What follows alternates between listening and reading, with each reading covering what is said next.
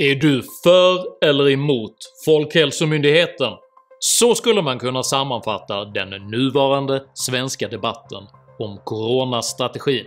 Jag heter Henrik Jönsson och jag är en oberoende libertariansk entreprenör och samhällsdebattör.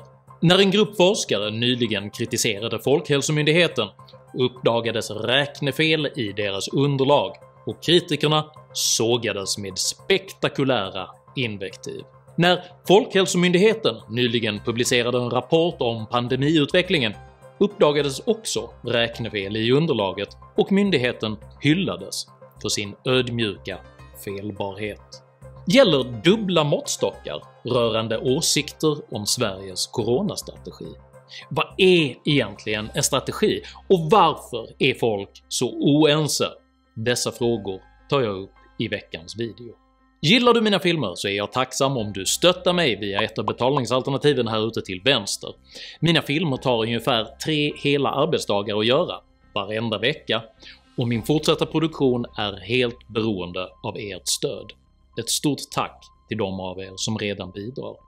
Glöm inte heller att prenumerera på min YouTube-kanal här nedanför om du inte redan har gjort det, och klicka även på den där infernaliska klockikonen för att eventuellt få en notis när jag publicerar nytt videomaterial. Prenumerera även på mitt veckobrev så riskerar du inte att missa något även när algoritmerna inte är med på noterna. Länken till detta finns i videons beskrivning. Jag publicerar nytt material med rigorös precision varenda lördagsmorgon klockan 08:00 svensk tid. Idag pratar jag om strategi, samtal och stridigheter. Häng med!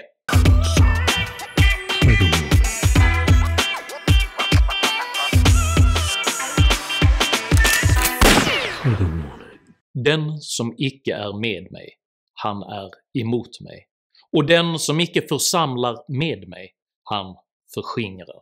Så lyder Matteus evangeliet vers 12:30 och uttrycker därmed en önskan om att indela världen i vänner och fiender som är lika gammal som mänskligheten själv. Detta polariseringsfenomen beskrivs i moralpsykologen Jonathan Haidts bok The Righteous Mind som ett moraliskt fundament kallat lojalitets- och svekgrunden. Detta tribalistiska moralfundament har enligt Haidts teori vuxit fram ur den styrkefördel som lojalitet skänker en sammansvetsad grupp individer. Enkelt uttryckt, man älskar sitt eget lag och man avskyr motståndarnas lag, eftersom överlevnaden en gång i tiden kunde vara beroende av just detta. Men den största avskyn riktas mot förrädare, vilka hotar den egna flockens överlevnad genom att bryta lojaliteten för att istället ansluta sig till motståndarlaget. Att tabubelägga illojalitet mot flocken var en gång i tiden en viktig överlevnadsstrategi. Från Judas Iskariots förräderi av Jesus till Sagan om ringens Gollum skildras alltid förrädaren som värre än motståndarlaget självt. I samband med pandemins allvarliga frågor rörande liv och död uttrycks det lojalitetsmoraliska fundamentet i form av frågan “Är du för eller emot Folkhälsomyndigheten?” Detta är en olycklig polarisering, eftersom vetenskap inte är en konsensusdisciplin. Att forskare är oense och falsifierar varandras teorier är tvärtom en nödvändig del av det vetenskapliga arbetet. Även om debattens vågor gått höga i alla tider så utgör de moderna digitala medierna en ny typ av inslag i det offentliga samtalet. Nästan alla har idag tillgång till dataunderlag och källor, vilka tolkas och misstolkas i en konflikt som ytterst är förankrad i det lojalitetsmoraliska fundamentet.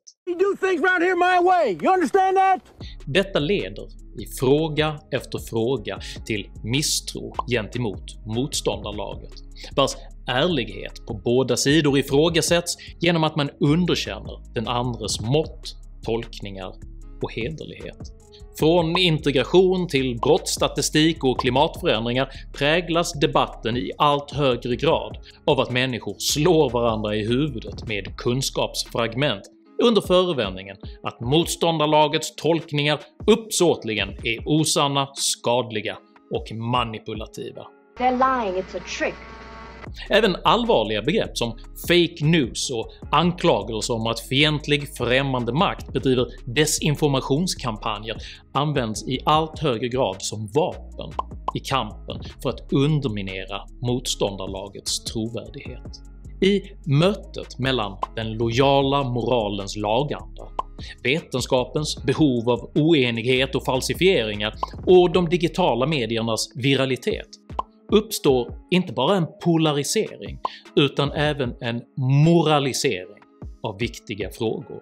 På grund av detta tolkas exempelvis kritik av Folkhälsomyndigheten av somliga som ett förräderi av den svenska samhällsordningen.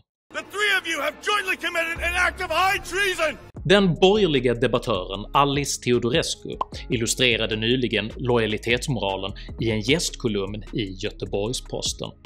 Hennes text skildrar en tågresa där en akademikervän i telefon vädrat kritik mot den svenska coronastrategin.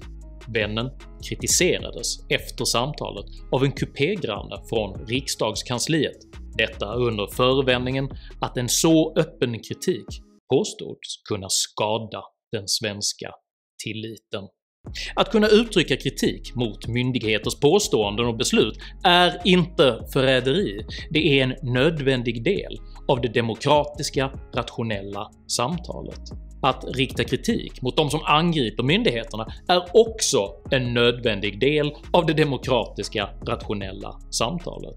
Olika argument måste få framföras, prövas och kullkastas så att de bästa slutsatserna kan identifieras utan att meningsmotståndarna under förtäckta former anklagas för förräderi, lögnaktighet och uppsåtlig manipulation. Ett konkret exempel på just detta beteende är när Advokatsamfundets före detta generalsekreterare Anna Ramberg utan att blinka insinuerade att Folkhälsomyndighetens kritiker skulle drivas av avund och opportunism. Ett än mer genant exempel är hur kvällstidningen Expressen och magasinet Arbetets kultursidor båda framhävde negativa statusmarkörer för att förminska författaren och forskaren Lena Einhorn efter att hon kritiserat Folkhälsomyndigheten i TV. Man attackerade materialvalen i Einhorns bostad, underkände hennes val av gardiner, kritiserade hennes frisyr och rundade av med ett subjektivt omdöme om hennes dåliga energi. Det hela utgjorde ett karaktärsmord syftande till att likställa Einhorn med den bizarra new age-twittraren Barbara Santana. Folkhälsomyndigheten är skapad av egots vibrationer, typ. I nästa andetag beskrivs statsepidemiologen Anders Tegnell som lugn, korrekt och vars genmäle man gör klokt i att acceptera. I en angränsande krönika beskrivs han som den svenska folksjälen förkroppsligad. Den moraliska dramaturgin är tydlig. Ingen ska kunna ta miste på vem som är vän eller fiende, lojal eller förrädare. The decisive battle between the forces of good and evil. Alla perspektiv på krishanteringen inordnas nu i denna lojalitetsmoral. När kritiker av Folkhälsomyndigheten avslöjas och angett felaktiga siffror och backar tas det som bevis på att de är förrädiska haverister. När Folkhälsomyndigheten avslöjas och publicerat felaktiga siffror och backar hyllas de för sin transparens och styrkan i att våga erkänna fel. Oavsett vem som har rätt eller fel i sak är de flagrant dubbla måttstockarna en tydlig illustration av den lojalitetsmoraliska dramaturgin.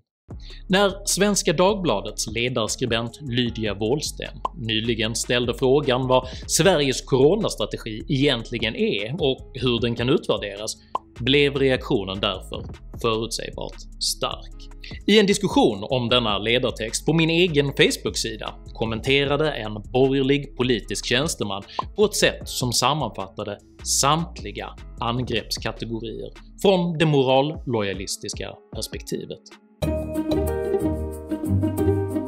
Först underkänns kritikens själva existensberättigande på rent instrumentell grund. Detta under förevändningen att den inte anses bidra under krisen. Den underförstådda implikationen är att myndighetskritik i kristid är olämplig om den inte bedöms vara av någon typ av samhällsnytta. Denna instrumentella syn på medborgaren, där individen värderas utifrån användbarhet för politiska, sociala eller ekonomiska mål, illustrerades kraftfullt av konstnären Peter Tillberg i sin målning “Blir du lönsam, lille vän?” från 1972. I prydliga skolbänksrader sitter mellanstadiebarn uppradade som osäkra, håglösa tabula rasa, vilka underordnade Skolverkets ändamålsenliga läroplan inom kort kommer att mätas utifrån sitt bidrag till det svenska folkhemsbygget. Vilken svensk som helst som är född mellan 1945 och 1975 känner igen sig i Tillbergs bild. Den spartanska inredningen, det höga taket, det mjölkaktigt gråaktiga ljus som slår mot anslagstavlan med barnens teckningar i vattenfärg, vilket i sin faddhet lyckas beröva själva rymden sin spatiala dimension, där både högdagrar och skuggor försvunnit till förmån för ett jämngrått ljus utan djup, energi och hopp. Ett av dessa barn var jag, i 1980-talets början. Tala inte med mig om vad en individ eller verksamhet bör anses bidra med.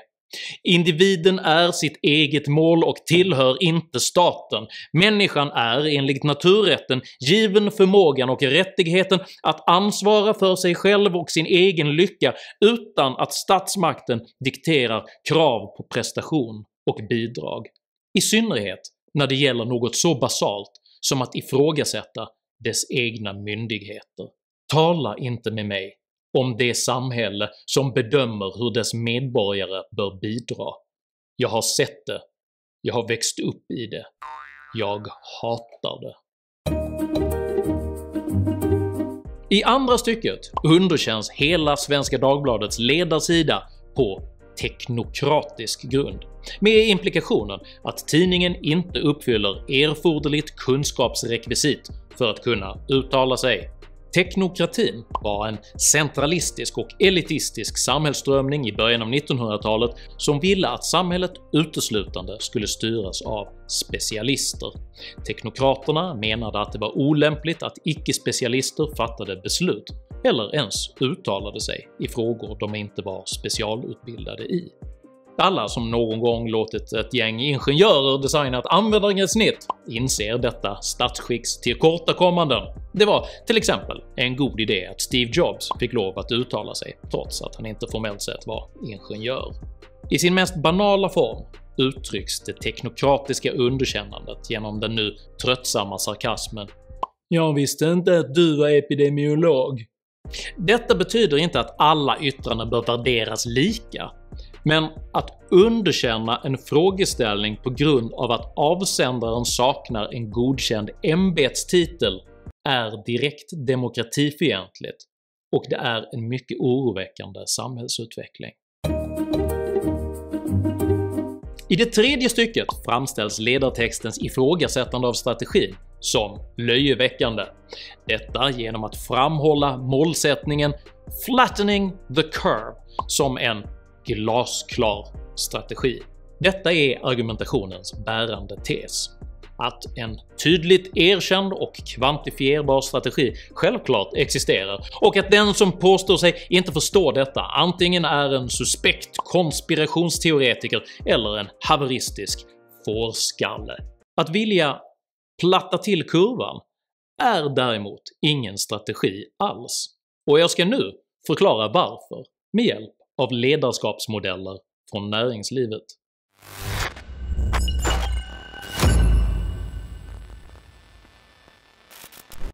På ett övergripande plan brukar styrningen av ett företag delas upp i 3 nivåer. 1. En övergripande strategisk plan. 2.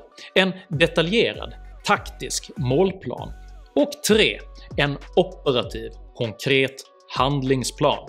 Dessa begrepp blandas ofta samman och det försvårar hanteringen av utmaningar om man inte tydligt förstår vilken roll varje ledarskapsnivå har. Den övergripande skillnaden mellan dessa 3 nivåer är tidshorisonten. Strategi handlar om att beskriva den långsiktiga helhetsbilden och tjänar som både kompass och ramverk för verksamhetens samtliga aktiviteter. Kortfattat kan man säga att den strategiska nivån beskriver den långsiktiga planen för verksamhetens framtid. Det är styrelsens ansvar att beskriva verksamhetens strategi och det är mot denna strategi de löpande själva kommer att utvärderas. Hur strategin ser ut och hur väl strategin fungerar är verksamhetens viktigaste mått. Utan detta är hela organisationen roderlös och alla underliggande nivåer riskerar att agera fel. Den taktiska nivån har en kortare tidshorisont och uppställer löpande delmål som ska ligga i linje med den överordnade strategiska planen. Taktiken beskriver hur verksamheten ska övervinna konkreta utmaningar och förverkliga sina delmål. Om den strategiska planen föreskriver att verksamheten ska vara ledande inom vitvaror kan det exempelvis vara ett taktiskt mål att uppnå en viss marknadsandel i tvättmaskinsbranschen. Taktikens övergripande ansvar är att konkretisera den strategiska planen. För att detta ska vara möjligt måste strategin inte bara vara glasklar, den måste även vara förtroendemässigt förankrad så att en taktik upplevs möjlig att utveckla, genomföra och utvärdera. Den operativa nivån genomför de aktiviteter som krävs för att uppnå de taktiska delmålen.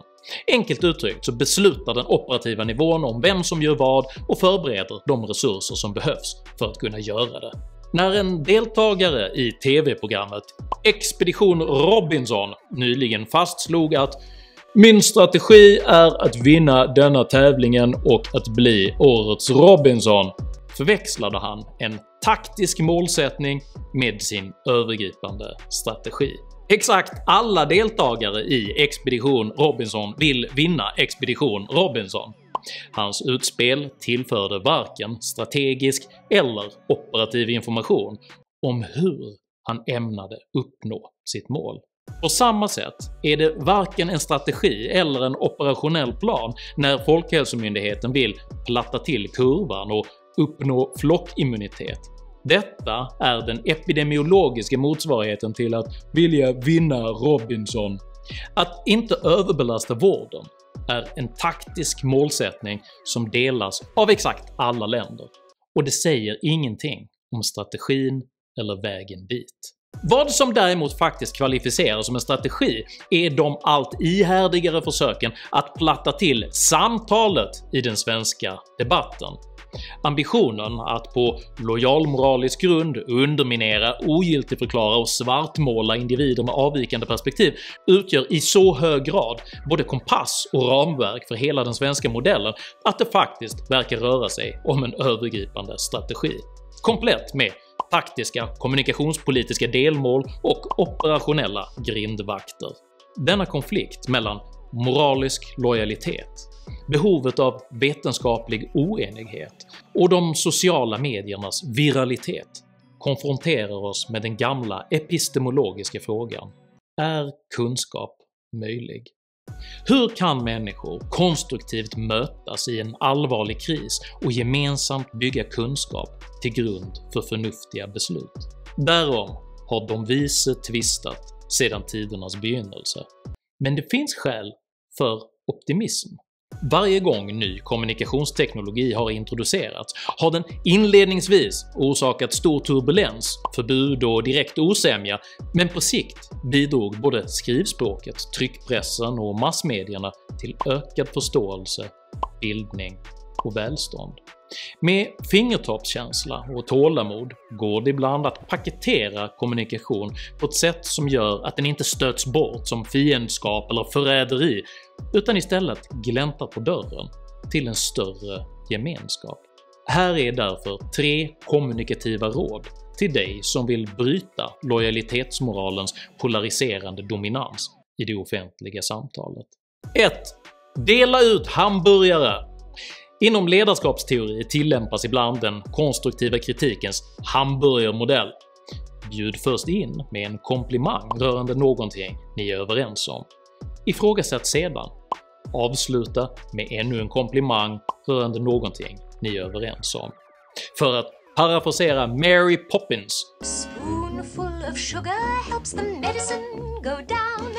Eller i det här fallet då ett hamburgerbröd eller 2. 2. Var nyfiken istället för fördömande. En person som kommit till helt andra slutsatser än dig själv kan lika gärna betraktas som en källa till lärande, som en fiende att förgöra. You are smart and we are dumb, that's why we sing this song. I vänlig och respektfull dialog kan ni båda vässa era argument och samtidigt nyansera era respektive problembilder. 3.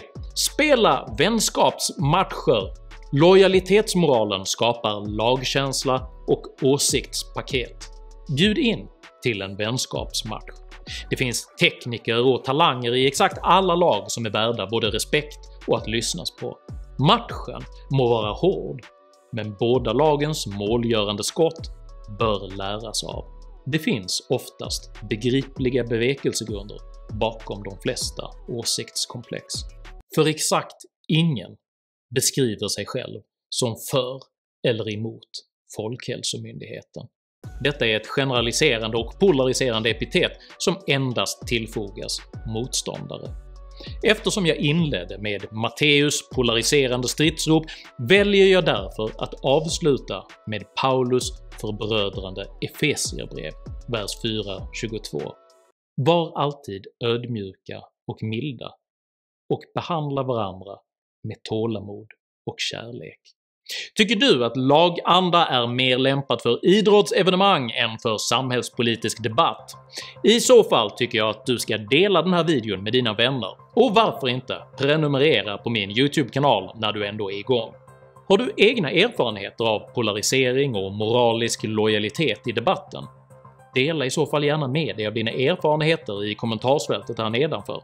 Jag uppskattar all respektfull kommunikation, även om jag av tidsbrist inte själv kan delta så mycket i debatten just nu. Jag heter Henrik Jönsson, och jag uppskattar samtal med människor jag inte håller med, så länge välviljan är ömsesidig. Tack för mig, och tack för att ni har lyssnat.